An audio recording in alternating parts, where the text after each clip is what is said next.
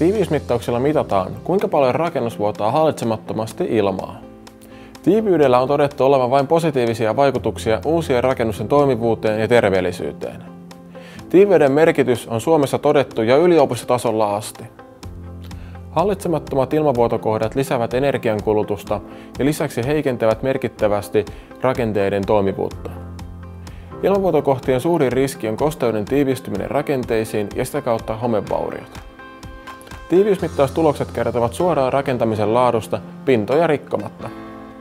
Ennen mittauksia kaikki tarkoituksenmukaiset ilmankulkureitit, kuten ilmanvaihtokanavat ja hormit, tukitaan, jolloin jäljelle jää ainoastaan rakennuksen hallitsemattomat ilmavuotokohdat.